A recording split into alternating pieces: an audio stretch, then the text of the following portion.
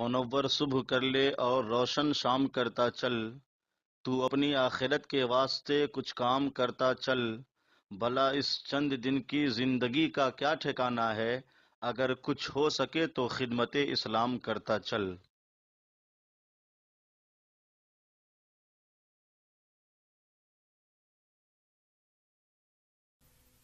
سورۃ الاعراف کی آیت نمبر 32، سورۃ الاعراف کا چوتھا رکوع اور 8ویں پارے کا 11واں رکوع۔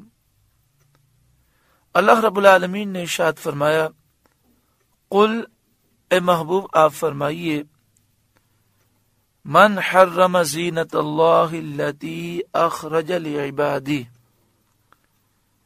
کس نے حرام کی اللہ کی وہ زینت جو اس نے اپنے بندوں کے لیے نکالی، والطیبات من الرزق، اور پاک رزق، قل ہی للذین آمنوا فی الحیات الدنیا، آپ فرمائیے کہ وہ ایمان والوں کے لیے ہے دنیا میں،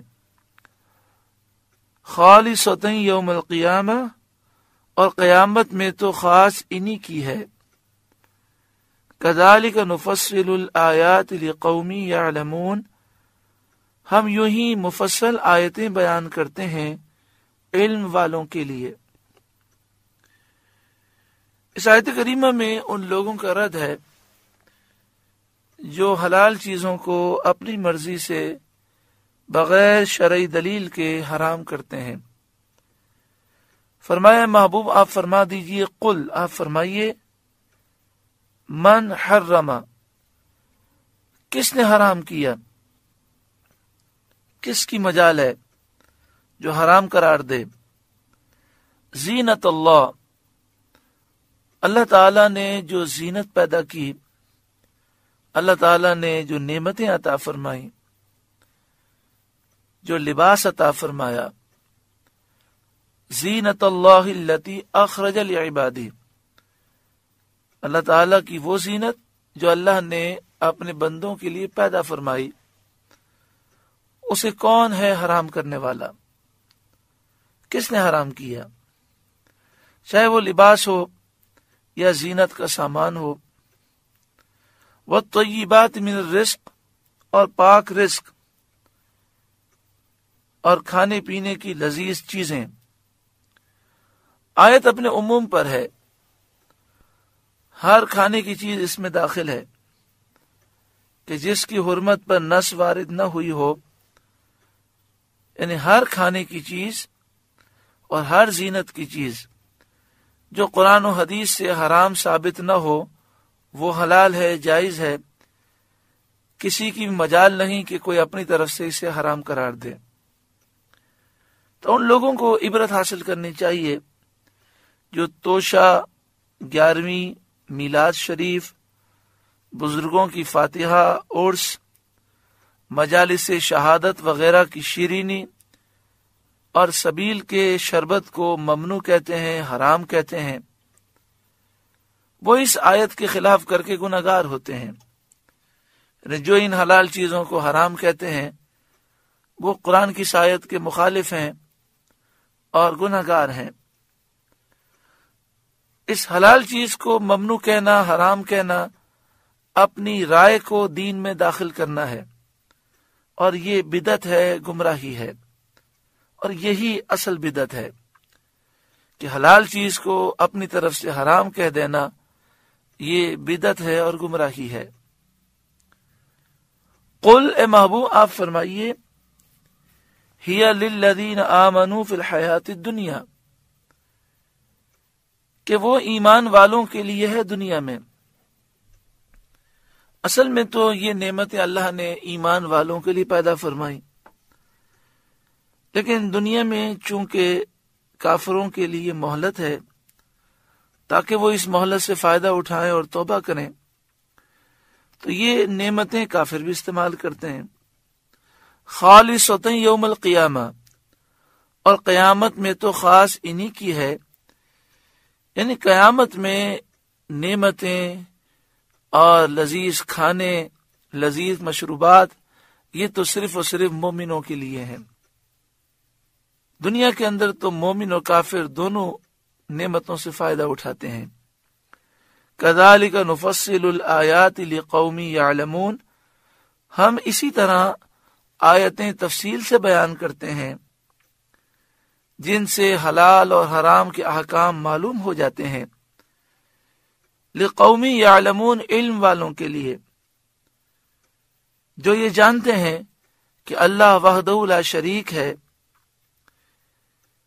وہ جو حرام کرے وہی حرام ہے، اور جسے وہ حرام نہ قرار دے، جسے رسول اللہ صلی اللہ علیہ وآلہ وسلم حرام قرار نہ دیں، جسے شریعت حرام قرار نہ دے، تو کسی کی طاقت نہیں کہ اپنی مرضی سے اسے حرام کہہ سکے۔ قل، اے محبوب آپ فرمائیے، انما حرم ربی الفواحش، میرے رب نے تو بے حیائیاں حرام فرمائی ہیں۔ اس میں کفار مکہ کا رد ہے کہ حلال چیزوں کو اپنی مرضی سے وہ حرام کہتے ہیں، اور بے حیائی جو حرام ہے اس کو درست سمجھتے ہیں۔ برہنہ ہو کر، ننگے ہو کر خانہ کعبہ کا طواف کرتے ہیں اور کہتے ہیں کہ اللہ تعالیٰ نے طواف کرتے ہوئے لباس پہننا حرام قرار دیا ہے، حالانکہ ننگے ہو کر طواف کرنا یہ بے حیائی ہے۔ اللہ تعالیٰ نے بے حیائی کو حرام قرار دیا ہے، زینت اور لباس پہننا حرام قرار نہیں دیا۔ تو فرمایا یہ خطاب مشرکین سے ہے جو برہنہ ہو کر خانہ کعبہ کا طواف کرتے تھے اور اللہ تعالیٰ کی حلال کی ہوئی پاک چیزوں کو حرام کر لیتے تھے۔ ان سے فرمایا جاتا ہے کہ اللہ نے یہ چیزیں حرام نہیں کی اور ان سے اپنے بندوں کو نہیں روکا۔ جن چیزوں کو اس نے حرام فرمایا وہ یہ ہیں جو اللہ تعالیٰ بیان فرماتا ہے۔ ان میں سے پہلی جو چیز بیان فرمائی گئی، فرمایا وہ بے حیائیاں ہیں، جو کھلی ہوئی ہوں یا چھپی ہوئی، قولی ہوں یا فعلی، یعنی جو بے حیائی کے کام ہیں وہ بھی حرام ہے، اور جو گفتگو بے حیائی والی ہے وہ بھی حرام ہے۔ قل، اے محبوب آپ فرمائیے، انما حرم ربی الفواحش، میرے رب نے تو بے حیائیاں حرام فرمائی ہیں، ما ظہر منہا وما بطن، جو ان میں کھلی ہیں اور جو چھپی ہیں، جو لوگوں کے سامنے ہیں وہ بھی حرام ہے، جو چھپ کر ہیں وہ بھی حرام ہے۔ ذہن گندا ہو اور گندی سوچوں کو لایا جائے یہ بھی حرام ہے، آنکھیں گندی ہوں، بدنگاہی کریں یہ بھی حرام ہے۔ والاسم، اور میرے رب نے گناہ کو حرام قرار دیا۔ والبغی بغیر الحق، اور ناحق زیادتی کو میرے رب نے حرام قرار دیا۔ وان تشرکوا باللہ، اور یہ کہ اللہ کا شریک کرو یہ میرے رب نے حرام قرار دیا۔ ما لم ينزل به سلطانا، جس کی اللہ نے کوئی سند نہ اتاری۔ یعنی اے مشرکوں، تم بغیر کسی دلیل کے اپنی عقل سے، اپنے اندازے سے یہ باتیں بکتے ہو کہ اللہ کا کوئی شریک ہے، اللہ تعالی شریک سے پاک ہے۔ وَأَن تَقُولُوا عَلَى اللَّهِ مَا لَا تَعْلَمُونَ، اور یہ کہ اللہ پر وہ بات کہو جس کا علم نہیں رکھتے، تو جھوٹی بات اللہ کی طرف منسوب کرنا یہ میرے رب نے حرام قرار دیا۔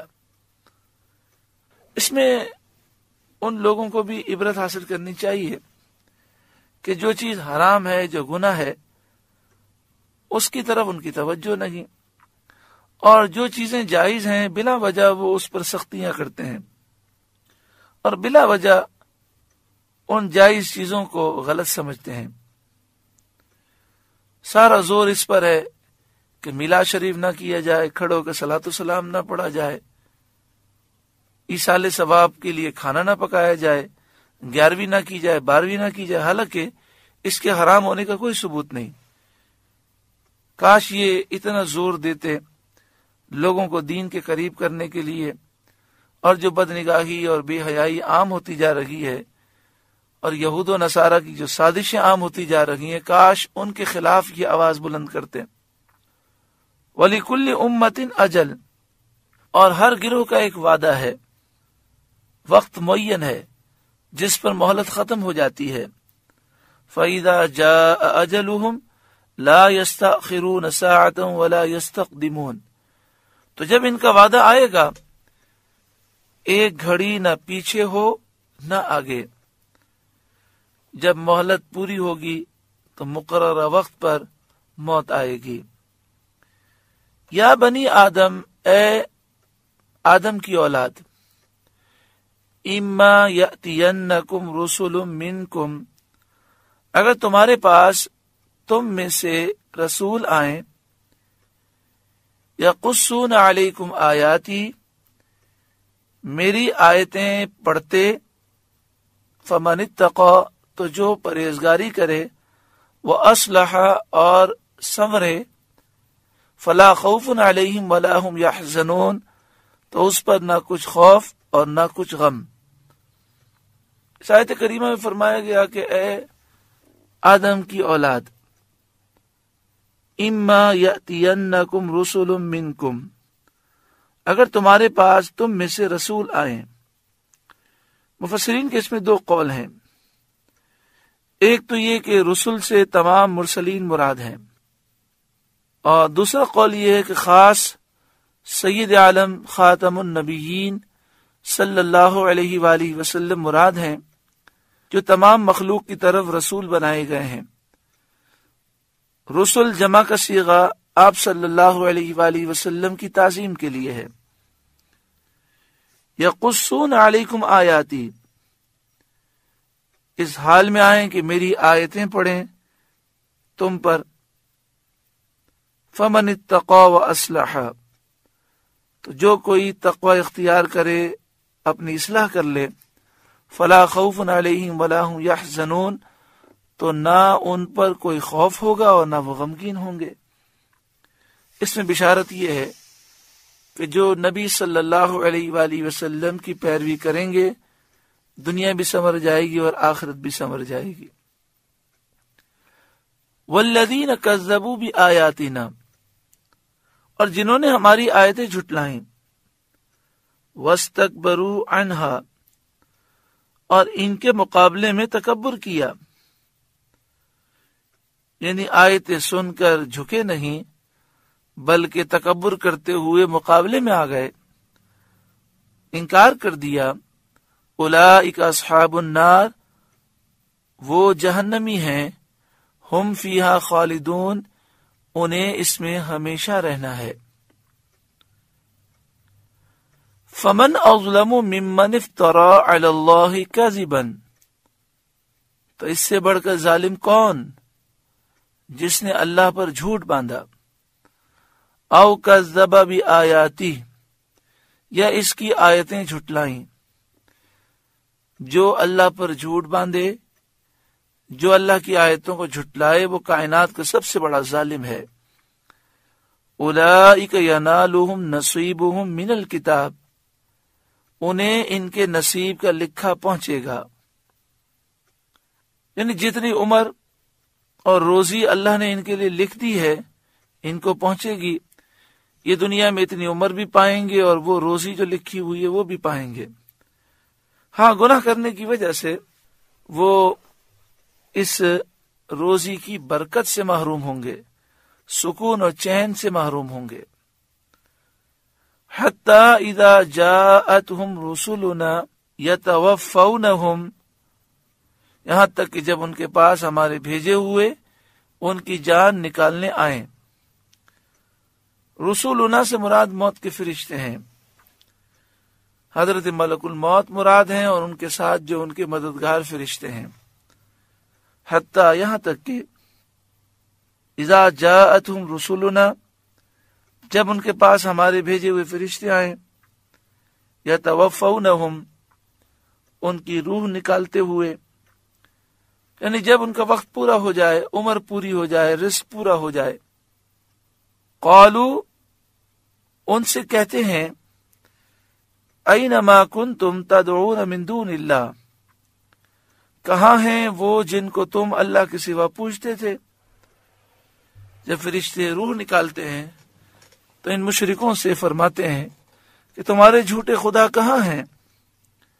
قالوا ضلوا عنا، وہ کہتے ہیں وہ ہم سے گم ہو گئے، ان کا کہیں نام و نشان ہی نہیں۔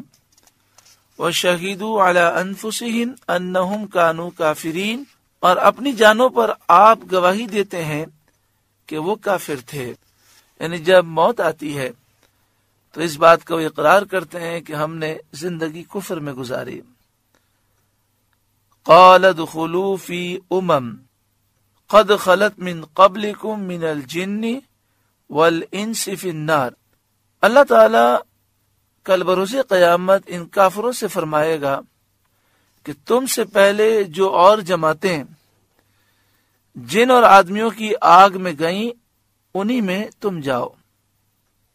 کلما دخلت امت لعنت اختہا، جب ایک گروہ داخل ہوگا لعنت اختہا، دوسرے پر وہ لعنت کرے گا، یعنی مشرک پر لعنت کرے گا، یہودی پر لعنت کرے گا، عیسائی پہ لعنت کرے گا۔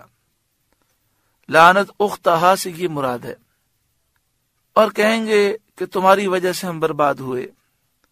حتی اذا ادارکوا فیہا جمیعا، یہاں تک کہ جب سب اس میں جا پڑیں گے، قالت اخراہم لأولاہم،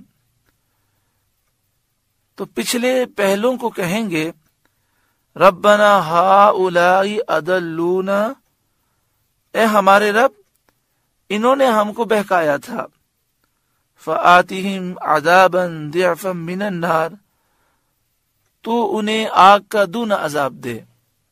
یعنی جب ایک گروہ داخل ہوگا پھر ان کے بعد دوسرا گروہ داخل ہوگا، تو جو پہلے دنیا میں گزرے ہوں گے وہ پہلے جہنم میں داخل ہوں گے، پھر ان کے بعد والے بعد میں داخل ہوں گے۔ تو جو بعد والے داخل ہوں گے جہنم میں، وہ کہیں گے مالک و مولا، یہ جو پہلے لوگ تھے ان کے ہم اولاد تھے، ان کے ہم پیروکار تھے، ان لوگوں نے ہمیں گمراہ کیا، تو انہیں دگنا عذاب دے۔ قال لکل ضعف، اللہ تعالیٰ فرمائے گا سب کو دونا ہے، کہ سب نے گمراہی کا راستہ اختیار کیا اور ہر کافر نے اپنے بعد والے کافر کو گمراہ کیا۔ وَلَٰكِن لَا تَعْلَمُونَ، مگر تمہیں خبر نہیں، عذاب تو سب کو دگنا دیا جا رہا ہے، لیکن تم ایک دوسرے کے عذاب سے نا واقف ہو۔ وَقَالَتْ أُولَاهُمْ لِأُخْرَاهُمْ، اور پہلے پچھلوں سے کہیں گے فَمَا كَانَ لَكُمْ عَلَيْنَا مِنْ فَضْلٍ، تو تم کچھ ہم سے اچھے نہ رہے، کفر میں اور گمراہی میں ہم دونوں برابر ہیں۔